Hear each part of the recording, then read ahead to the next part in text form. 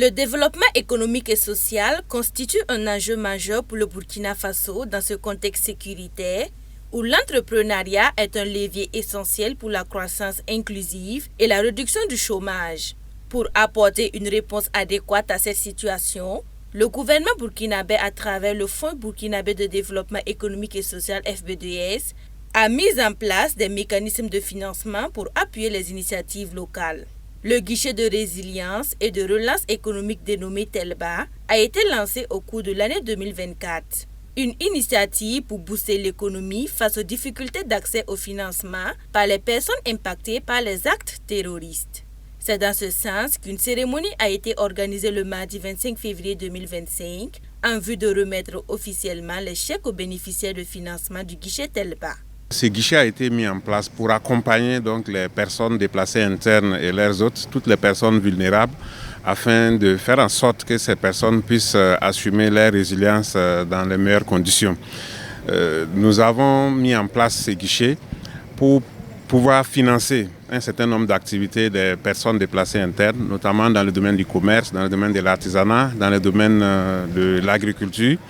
L'idée, c'est vraiment de faire en sorte que ces personnes puissent s'autonomiser à travers les activités génératrices de revenus. Vous savez que le plan d'action pour la stabilisation et le développement a prévu à son pilier 2 la réponse qu'on doit apporter à la crise humanitaire et cela est une réponse très importante. Le FBDS, fidèle à sa mission de financement au développement économique et social, met à disposition des fonds pour accompagner ces initiatives. Pour en bénéficier, les conditions d'éligibilité sont mises en place. Les conditions, c'est qu'il fallait avoir un projet viable, bancable, pour que nous, on puisse vous accompagner.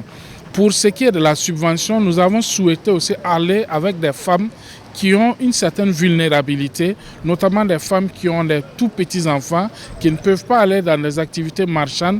Nous avons voulu les accompagner avec la subvention qui va de 200 000 à 500 000. Pour ce qui est de prêts, c'est toute activité confondue qui est viable, que nous estimons que l'activité peut créer de la richesse, créer des emplois, que nous avons pu prendre entre 1 million et 10 millions de francs CFA.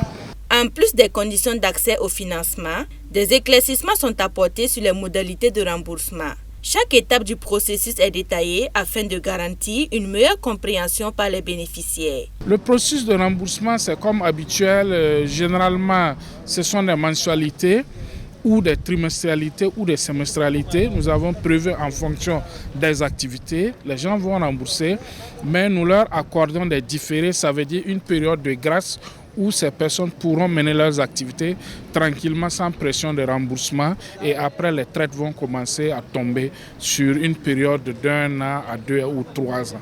Le taux d'intérêt c'est 5%.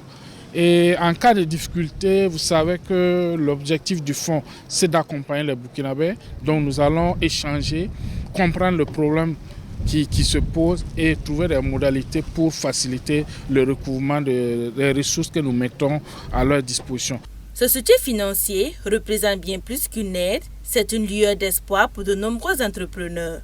Les bénéficiaires, enthousiastes, partagent leurs joies et leurs aspirations.